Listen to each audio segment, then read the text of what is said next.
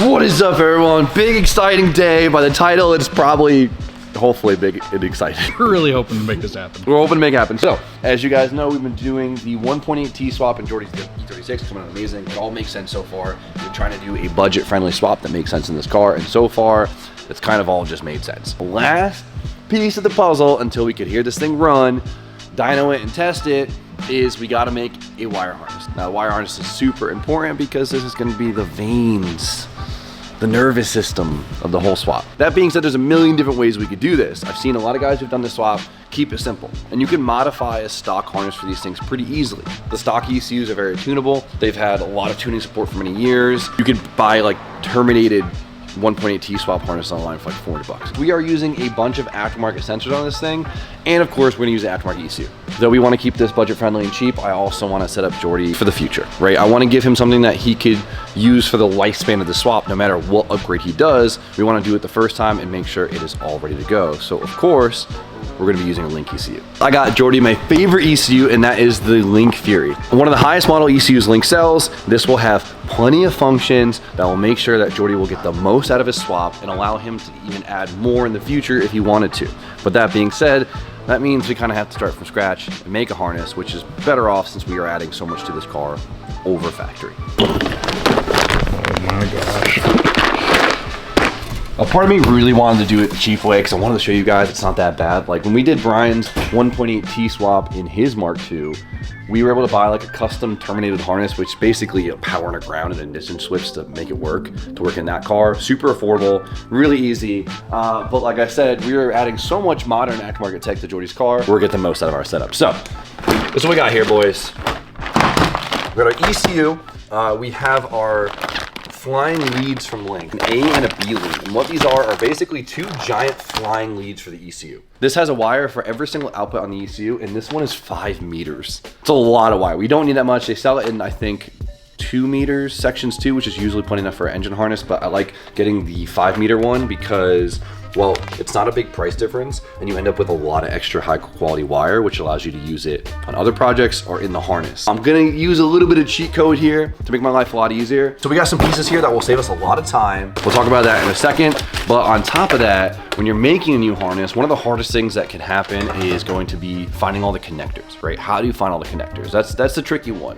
So the nice thing, Wiring Specialties sells a bunch of OEM connectors on their website. Now they don't have Volkswagen stuff, but a lot of stuff actually did cross over. We are using a lot of Link sensors on it, from the intake air temperature sensor to all the pressure sensors to the map sensor, which the Link sensors come with the plug to wire into. So we don't have to get any of those. They already came with the sensors, which is huge. But all the random stuff we had to source. Now I got kind of lucky because we found a couple things that match. So the plug for the throttle body, the E-throttle, happens to be the same plug as a Bosch 4.9 wideband sensor. Super random, but that's super easy to get. Got that from Wiring Specialties. And then another thing is the cam sensor plug was the same plug as a Nissan MAF. So this is like a CA18 MAF plug. Same plug as a cam sensor. If you guys want to take a cheaper route, you could always just get like a stock harness from like a part out that's in decent shape and just cut the pigtails off. If you want to do it that way, it's up to you. I'm trying to bang through this because a lot of guys really want to see the in-depth stuff. A lot of guys don't. So we're going to kind of split the difference, but I think you guys will enjoy this. So I'm going to take full advantage of Wiring Specialties catalog and going to save myself a little more time. Two of the biggest things is going to be coils and injectors. If you could put those in sub harnesses where they detach, it's really nice. And luckily, Wiring Specialties sells sub harnesses for other engines that will work. So this is an R8 coil conversion for an SR. The 4-cylinder. This should fit right on the engine, and it just gives me a pigtail right here to plug in for a power and all the triggers for the coils, and then a ground. So this just saved me like 2 hours. Thank you. Time is money, baby. Make it, and it looks really nice. And then same for the injectors. So we have DW 1050s, which use this style plug, and what they have is a sub harness for a 300ZX, which is kind of funny, right? So there's 6 plugs on here. But the good thing is we only need 4, which gives me 2 extra plugs, which I could reuse these for something else. I'm gonna repin these, right? We'll be able to use 1, 2, 3, 4 injectors, but luckily we have a couple things in the harness that use the same type of triggers as injectors, so the wiring all makes sense. I'll be able to reutilize this for, we'll say maybe a fan trigger. And I think what we're gonna put in here is I'm gonna put a plug for a VVTi actuator in the back, just in case we ever want to add VVTi to that motor, because I guess, I didn't know this until the engine was in the car, but you could actually add the VVTi solenoid into the back of the head. Even on the head that doesn't have it, or we would have to change heads? No, you have to, I guess you just have to change like the rear chain on the back of the cams and put the solenoid in there. Interesting. Interesting. Volkswagen stuff. Volkswagen shit. VVTi, or it might be just VTC, whatever. It's a really good tool. We might not need it, but I'm gonna pin for it just in case. This takes care of a lot. Like, this just saved me quite a few hours, and that stuff looks really awesome. Now, one more cheat code. Wiring Specialties just came out with this. This is their sub harness to, if you want to add e-throttle to any of your existing harnesses. So say you have like a Wiring Specialties harness or whatever harness, and it is e-throttle and you have to add to it. It could be extensive, right? Because you need a plug that goes from the ECU all the way to the pedal inside the car, and you need a plug that goes all the way from the ECU to the throttle body in the car. So they have these new sub harnesses which you can just kind of add into your system. If you guys are trying to add e-throttle into your car and you don't want to, you know, source everything and make everything, this is it, right? This will go to the throttle body itself. So this has a Bosch throttle body connect, which we have a different one, so we're going to change that. But then it has the leads on here that tell us where to wire it in. So we could run this basically right up to our ECU and wire this in. Not really much thinking, because right, everything's labeled. So this will go to the throttle body, and then this will go inside the chassis from the ECU to the pedal. This is the little sub harness. Right, so this will plug into our BMW throttle pedal, right? It's already pinned for it, which is nice. And then we'll just wire this into the ECU. So this took off 2 major systems out of the harness. With these sub harness and Wiring Specialties that are just meant for like universal setups, this will save us a bunch of time. But that being said, we still have a lot to wire in. All right, boys, step 1 to building a harness, you gotta plan it out. You need to figure out what sensors and what functions you want your ECU to control. Fuel pump, the fan triggers, the boost controllers, the flex fuel sensors, the oil pressure sensors, so whatever you want to add, you got to plan for it, because this is when you start running wires for them. The link comes with a little IO list right here, and it'll tell you all the inputs and outputs on the ECU. And what I like to do is I kind of like to start writing down all the sensors I can think of and filling where they're going to go. I'm not going to do a whole video talking about what each type of function is, whatever. We've done videos like that in the past. We could even put one in the description if you guys want to know more about that, but we're gonna try and keep this one quick, but give you some knowledge in the meantime. I've seen a lot of guys, I feel real dirty doing this. I've seen a lot of guys using ChatGPT for automotive things lately, from anywhere from tuning cars to just simple diags. And I tried it. I was like, nah, I can't be that good. It's good. I hate it, but I love it at the same time, because I hate it because I'm scared of my people numb, but I love it because it gives people access to easier information. You don't got to do the form searching, and it'll weed out a lot of bad information. So I literally told it what ECU I had, what chassis I had, what chassis plug I was using, and what sensors I was using, and it built me a little IO table. It's so crazy. That's insane. Dude, it killed it in 10 seconds. Like, and so, did you like check back over it? Yeah, it's all spot on. Yeah. Even, dude, even when it came to searching for part numbers for connectors, like I was like, for 2001 Volkswagen 1.T, the crank sensor plug, what's the part number for it? Gave it to me. It's not supposed to be that easy. Feels wrong. That being said, if you guys have any questions wiring, honestly, ChatGPT is, or whatever, it's other AI thing people use, like, well, whatever. So we have our list of what's going into ECU. So what I like to do before I start running the wires for lengths is I like to D-pin whatever I'm not using in this harness. We want to thin this thing out, because if wires are in our way, we're just putting off to the side, it doesn't help us. They're easy to take in and out. So the link pins are really easy. Here, here's a pen, right? We just pop this open, and we'll just say we're not using this wire. You just pull it out. It's super simple. I'm pretty sure like Haltech and Motec. I'm pretty sure Motec uses the same plug, which is cool. So what I'm gonna do is I'm gonna go down my IO list, and I'm gonna plug out every single wire that I'm not using this harness to get it out of the way. Weed it out. Weed it out, baby. Look how long this is. I might have went a little crazy. Yeah, like that looks insanely intimidating. Yeah, it does. That's why you weed it out, because it makes you less stressed, right? Yeah, whatever you say. You want it? Should we? Yeah, just ready? And 12 seconds later. I lied. The ChatGPT messed this whole thing up. All the pinouts so wrong. The pinout's completely wrong from the link pinout. It still helps. Close. Close. I don't know. It must have pulled a pinout from like maybe a G4 Plus and a G4X. I don't know. Just go over everything. It's a bad word for an AI system. Clanker. We can't say the clanker. Can we say clanker? Pain in the ass. I was so stoked. I was like, I don't have to do any thinking. Guess what? Thinking. Nice try, buddy. Ain't taking my job. Boom. All right, that was supposed to make me less stressed, and I'm more stressed. So next part of this is what I like to do. I mean, everyone has their own different process. What I want to do is I want to get the ECU in the location it's going to lay, and then I'm going to start running all the wires where they need to go, cutting them to the appropriate length, and that will kind of let me see the overall shape of the harness. Then we're going to pull it off, and we have to add a bunch into it. But this will give us an overall path and length of where everything needs to be before we start adding in all the other wires for our grounds, our 5 volt, our 12 volts, and all of that nonsense. This is going to stress Jordy out so much seeing this. Okay. Does that look less stressful? No. No. Okay. So Jim, how do you know where the spaghetti wants to lay? Well, so I wrote that little sheet that I have, right? It tells me whatever wire is for, and we'll kind of run that wire in a nice path and drop it where it needs to be. We'll start tying things up, cut them the length, and go from there. It'll make sense as we do it, so just be patient. I need to figure out where Jordy wants everything, because this is his car, so I want it to be optimal for his desires. Oh, and look how nice this is. This makes life so much easier. A 1, a 2, this just saved me so much time, and it looks really nice. Boom, wow, Jim, you're so good. You just wired so much so fast. Totally wasn't wiring specialties that did all that for me. That looks sick. It's nice to see wires on there. And then we'll just do the same things for the injectors. I'm assuming Jordy wants these things tucked. All right, Jordy, so you want to run this not in the cabin, you want to run it in the OEM location? Correct, yeah. So we're going to... Nice little pocket. Little cubby.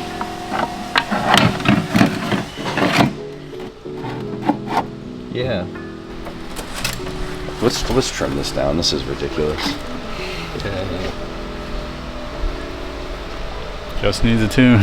So what I like to do is I like to start zip tying things together, right? I'll just zip tie wires together, and this will help group them as I kind of run them out. So almost all of the sensors, connectors are on that side of the car. There's not really much over here at all. Good.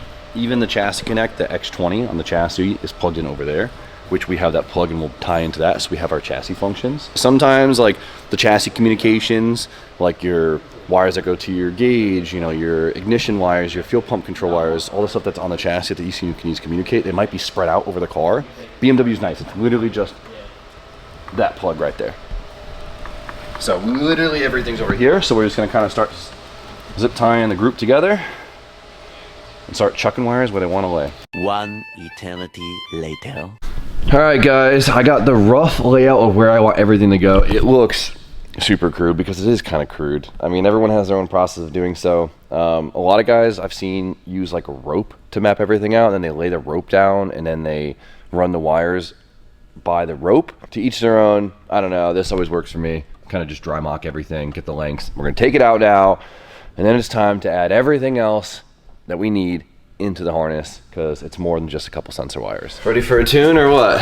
Looks like you're about to start the table up. So we have all the wires that connect the ECU to things. Right, it's the broadest way of putting it. Connects all the sensors and all the functions, but now we have to add stuff into the harness to make it all work. So the big thing we have to add is we have to add all the wires for our 5 volt reference, because a lot of sensors use 5 volt. Map sensor, pressure sensors, our throttle body. Then we have to add all our sensor ground. So a lot of these sensors require a sensor ground, which is basically just a ground that has a clean signal through the ECU. Then we have to add all our things that need 12 volt, throttle body, our boost controller, our VVTi, our flex fuel sensor, our wideband. I wrote a whole list. I wrote it all out for myself, so I don't have to think. And then we have to add our ground, just our dirty old grounds, like our coils, our injectors, and honestly just the ground to the ECU. Basically, we got the road mapped out.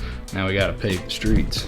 That was good. Yeah. That was really good. I like that. Road is mapped out. Now it's time to add some wires. So I'm gonna start with the 5 volt system, and luckily the ECU does give out the 5 volt signal. So we have basically this red wire, these 2 red wires with a blue stripe, and this will be our 5 volts. So we're gonna tie into these 2 wires, and we're gonna connect 5 volts to everything that needs 5 volts. Luckily it's negligible amperage, so we could basically just tie into these 2 small wires. One thing is when you're connecting wires, some guys like using butt connectors, some guys like using solder. I think solder's at the point where it's a little frowned upon because solder could fatigue. So using an uninsulated butt connector seems to be pretty much of a standard. There's probably way better ways of doing this. I'm not really a harness builder. I'm just a guy that can build a harness. That has to build harnesses. See, nice and slender. Feed that to the cam sensor. The throttle body will get one. You have 2 legs for 5 volts. Divide them out if you can. Just if you fault out one leg, you at least have half your sensors. So now we gotta do sensor grounds. So a lot of things get sensor grounds. The ECU does supply a lot of legs for sensor grounds. 5 legs for those, but we have 11 things. So we'll split these up. But that's the nice thing about getting like the 5 meter length harness. We have a bunch of extra wires that match the color. Should we just do magic? Ready? Magic. All our sensors have sensor grounds. It's starting to actually look more organized as we put stuff in, right? Now it's time for probably the most important part of the harness. I guess you could say that about anything, and that is the power system. There's a lot of things that have switch 12 in the system, so we gotta make sure we up some of the wire sizes. We gotta make sure we branch them out in a neat way it doesn't junk up the harness. So for now, let's start putting some wires.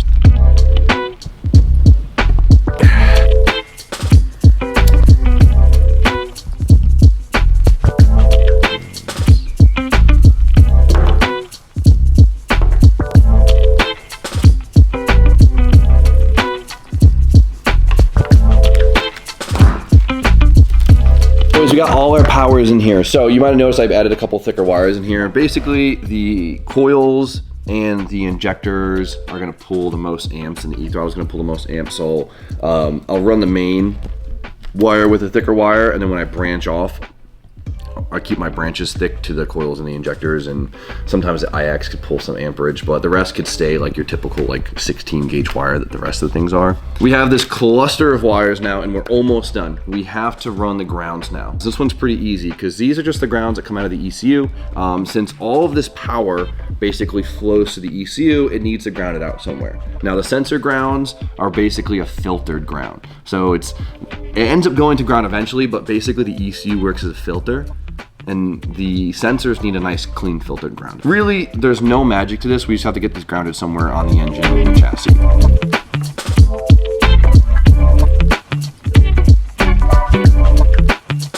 All I have is green wire. Don't yell at me. I'm not happy. So we'll put some ring terminals on the end of these and we'll just ground them somewhere on the block of the head. Ta-da! There's the harness. Those are all the wires. Nice little hat job harness right here. No, it's not bad at all. All right. This is probably my least favorite part of every harness building, and that is looming it, right? If you're gonna loom it, you know, put the nice braided stuff on there. You kind of want to do that before you start pinning everything, because then the pins and the connectors will get in the way of the loom. And all of that is a finesse. You gotta do a lot of planning when it comes to that. But we made the decision to not loom it, and we're just gonna test tape it. Keep it OEM. OEM Volkswagen test tape. Honestly, it'll make it easier for us to service later on if we ever add anything, or God forbid it doesn't work, but I've been pretty lucky with harnesses. They always tend to work. So we're gonna tape this thing up. Looming sucks and it's expensive. But the good thing so far is, like, and the point I wanna make is I was able to do this even with our wiring system sub harnesses for sub $500, which is huge, right? Because even like a cheap terminated harness that we were talking about before is like $450 to $800, which is still a really good price for a harness. So if you want to tackle it yourself, chat GPT and some ingenuity and you can make it. Let's start taping this stuff up. We're going to leave a little bit of room so we can pin all the connectors on, but this is a good point. This is a good time now to also go through each wire you have for each connector and make sure all the wires are there. It's really easy to forget one wire. Triple check yourself. Triple check yourself. Did I check? Yeah. Test tape. Volkswagen OEM. Jordy's stoked with this. I'll take that. Oh man, look at this go. Brilliant. Remember, I'm not a harness builder, guys. Just some dude with a camera that builds cars. This is the part where it actually starts to look official, though. Yeah, it's gonna look really official very quickly. And we'll change like multiple hour job into a 20-minute job by just taping this thing up. You want? Yeah, I think it's a good time to use some magic, Austin. There she is, Jordy. What do you think? Not as hectic now. It's starting to look like something. So now all the wires are in. It's time to actually will pin all of the connectors. When we get the connectors on, that's when it's actually gonna look like something, which is exciting. So you're probably wondering, how do you know what wires go to what on the connectors? If it's an aftermarket sensor, it's usually pretty easy to find. Like the Link ones will come with the pinout literally inside of it, which is cool. And it comes with the connector with the sensor, which is huge. When it comes to the OEM stuff, it could be a little bit trickier, but I'll tell you what, that Chat GPT mother over there, like, He's real he's good with the pinout stuff. So I will give Chat GPT its colors for that one because it made a couple of the OEM ones, which could be a little finicky. Easy to find. Really, my one tip for making harnesses, if you could write out every single thing that you need in your harness, and you could write out each thing needs, you're basically 90% done. If you know what you have in it and what wires need to get to it, then you could use a little bit of common sense and some ingenuity to figure out how to get the wires there. Jordy, you could do it. Yeah, throw this away. Let him I was do gonna it. do it, and then you took over. So Yeah, my bad. Sorry to rob that from you. It took my 2 hours to pin this thing. There's a lot of pins on here. We put a lot in this harness. Can you just get some fluids in the thing and stuff? Because I want to plug this thing in and just start the damn I'll car. have it ready. Just worry about putting some pins in. All right. See you soon. It's my least favorite part. I think I've said that on each step. You paying close attention, Jordy? Because you're making the next one. It's like you almost don't want people to know that you can do something, so then they never ask you to do it. That's the one thing that sucks about learning wiring is then you become the wiring guy of all your friends because no one wants to do it.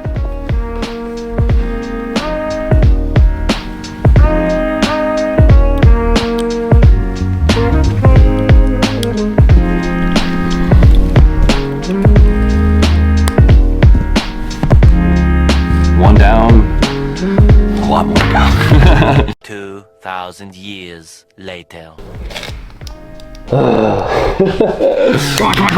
on. Get this thing in. I just speed runned a freaking The whole harness. whole harness. My back hurts so bad. I feel like I just went to war. I'm proud of this. This is a cool ass harness. If it was like properly loomed, it would look so freaking nice. But this thing, it's got a lot in it. I mean, we have flex fuel, e-throttle, fan controllers, we got pressure sensors, we have temp sensors. Like, there's so much in this harness. I'm so happy I got these like sub harnesses wiring, especially it's made my life just saved. All right, so yeah, time to plug it in and see if everything works. One thing I didn't talk about is how we got actual power to the harness. What I like to do is I like to run a relay that powers the entire harness. And so right here I just have a temp relay. I didn't have the actual nice connector for the relay, so I just put like slip-on terminals right now. Basically, we'll get a trigger from the chassis out of the X20, which is going to be basically key on, which will then turn the harness on, turn the ECU on. This is it. This is the entire thing. This is a lot for a 4-cylinder harness, dude. There's a lot going on. The only thing I'm worried about is the Cameron crank sensor wiring was a little over the place, so hopefully I got it right. If not, we're gonna have to move some pin arounds. I'm actually really freaking proud of this. I mean, I have everything. Even I have a connector for the can gauge to just plug into. Like, this is a dense 4-cylinder harness. We have we have a lot of stuff in here. It's G. I'm stoked on it. Nah, that's a badass setup. We got everything, dude. Like, you can't add much more besides Laid out on the nitrous. table, I was like, it doesn't look like there's that much to this. Now it looks like there's a lot to it. Yeah. Everything's in there. All right, go plug it in. All right. First plug, ready? Shoo! Internal wideband, so fire. Gotta love the Link Fury. Maybe we'll do cable management later. This will communicate it to the chassis. That's so cool.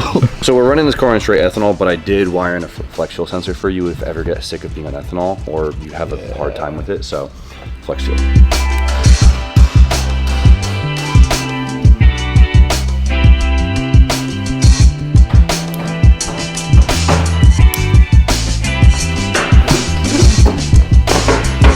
I'm getting a funnel. Tighten the drain plug. Oh, it's loose. It's finger tight. Yeah, it's a big moment. Big moment, Jordy. All right, drink up, baby girl. And then we have the sub harness and wiring specialties to go e-throttle. So there's a throttle right here. It's not mounted yet, so we'll be able to. I don't have the relay for the harness plugged in yet because I don't want to put power in the harness just yet. But if the pinout's correct that I got for the X20, it should crank if your battery's not dead. That's definitely dead. 100%. It's been unplugged. It's good. That thing's definitely dead. Yeah, for sure. Every time we do an engine startup, it's always it's dead. always a dead battery. Keep your nose open for burning wire. Yeah, it's dead. Give it a whirl. It's your dog. You put her down. I don't like that answer. Does the chassis have power right now? No. The engine have a ground? Engine has ground, yeah. I didn't want this to happen, but I guess we forgot. So the fuse box gets power from the power block by running a wire through the engine harness. Yeah, we both forgot about Yeah, I that. did not know about that. Okay, we got to run one power wire across. Not a big deal. Not stoked. I wanted to get everything first. All right. You should be able to crank it though, if that connection's not garbage, which it probably is. Ready? Yeah. Nothing? Okay. All right, so it looks like Chat GPT did me dirty. We got the wrong pinout for the M20 plug, the chassis plug. I should have double checked that. That's on me. That means they're probably all in the wrong spot, but starter trigger is definitely in the wrong spot. So let me figure out how to de-pin this thing. Ready? Yep. Dun, dun, dun, dun. Stupid Chat GPT. Dude, it worked. Can I do it again? Yeah, crank it. Get some oil on this thing. Come on. Alright, cool.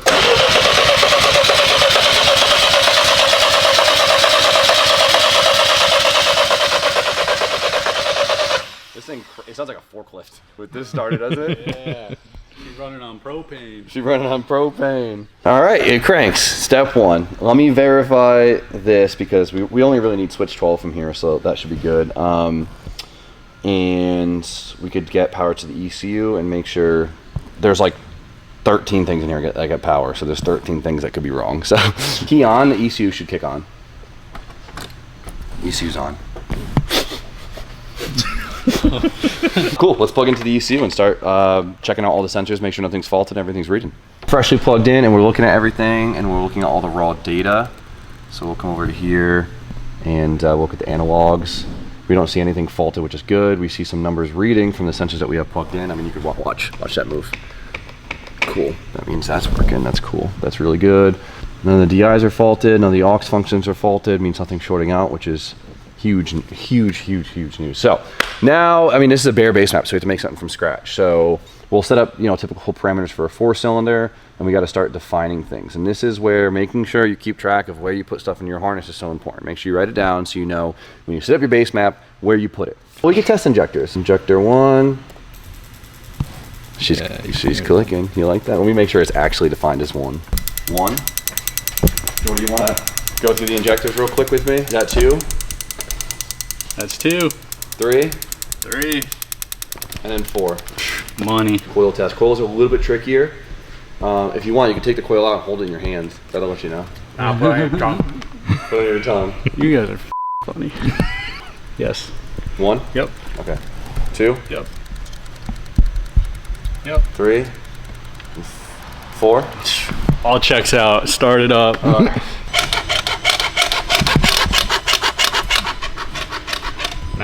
Not bad, right? So we got the cam sensor right. That's good. That's one of the two. I'll take that. But we need the crank sensor to work. The crank sensor is not. So hopefully, let me go back to the good old forums and figure out how to pin this thing correctly. It wasn't plugged in. Whose fault was that, huh? Whoopsie. All right, so we have to put a relay on the fuel pump in the back. We haven't had time yet, so we have Spoon working the fuel pump. So It ain't the first time. I think it's every car we've started has been like this. just check over the map one more time, make sure things are close enough. That's close enough. We could shoot timing if it doesn't start, but it should start around this timing. So give it a shot, boys. Are you ready? Fuel.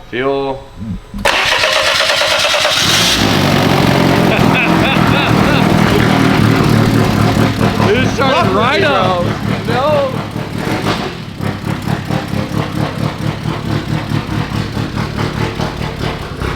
It sounds so fucking cool.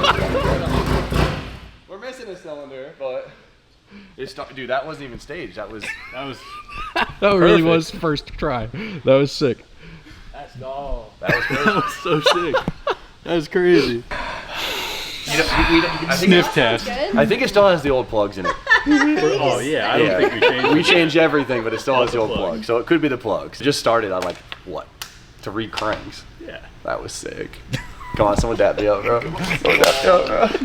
Come on, dude. Dap me up. That's good stuff. Guy. It's like, damn, that bitch started. And it kind of idled. Let's change the plugs real quick. Yeah, let's do that. Nah, Satisfying. Yeah, that'll do it. Oh my god. Yeah, those were bad, bro. The life that this engine probably had before us is just not a life that I want to know anything about. Yeah, it's bad. No, You don't want to know the body count. Just no one wants to know. Yep.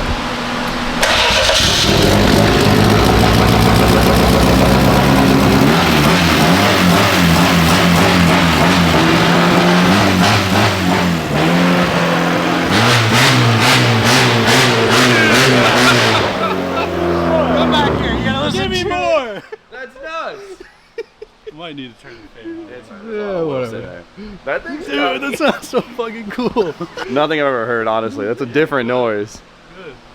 It sounds like it's gonna be loud. Good.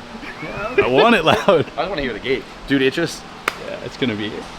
this isn't movie magic. It actually just started like this. Yeah, that fast. That fast. Yeah, look at this smoking. Let's start it again.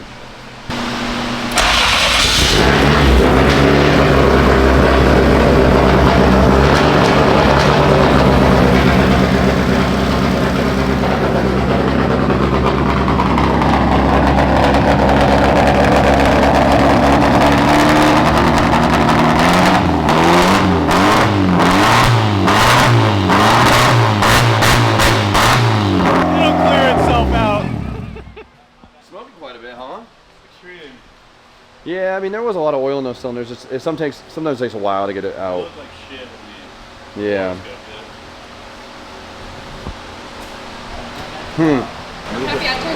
I'm not worried. You're worried.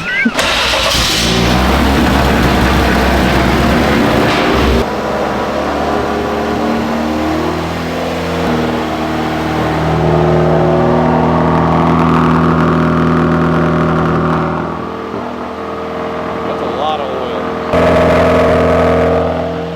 She's smoking.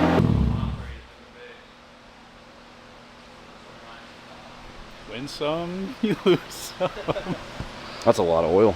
All right, so the catch can was actually routed incorrectly. So the crankcase pressure and the valve cover vent were going to a sealed container. So basically there was nowhere for the PCV system or the crankcase of the pressure at all to release. So it was just building crankcase pressure really bad, which is probably just pushing oil past the rings into the cylinders. It's probably smoking so bad. We only found out because the fitting for the crankcase popped off. So we should be good. We'll have to run it just a little bit to get all that oil out of the system. You good? Give me 1 second.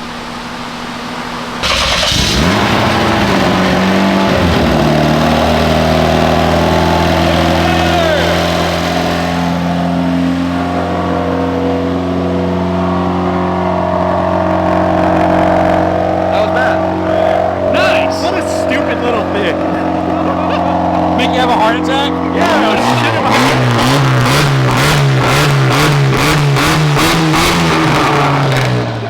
kind of sick.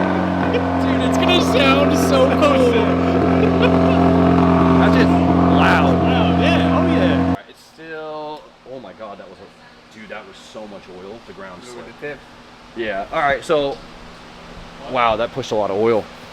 And they're old rings, right? So there's probably a lot of oil in the exhaust and probably still in the cylinder, so it's probably gonna burn off for a while. So let's not get too scared until we let it run for quite a while. Small issue, be all right. But once we unhooked the breather lines, it wasn't huffing out of the valve cover or the crankcase, which is good. Tells us that we probably don't have a broken piston or anything stupid, so that's good news. That was a quick scare. It couldn't have gone too perfect, right? That was really cool. Sounds sick. Everything on my harness worked. Yeah, good job. Yeah, we got to put the ground, that power wire, and then we could hook the fans up, and we can actually get this thing to idle. And it's good to run and drive, right? Like the clutch is working, right? You bled it. Oh yeah, it's bled. Okay. I thought you meant tried to engage it. You can let the brakes. Brakes are good. Okay, so that means yeah, we can get that hooked up. We could drive it ASAP, which is really really cool.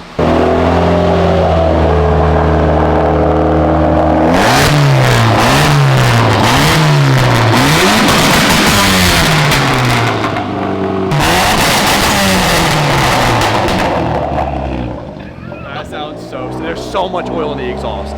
So much. You like that limiter? I want that limiter. All right, we'll hold that down for you.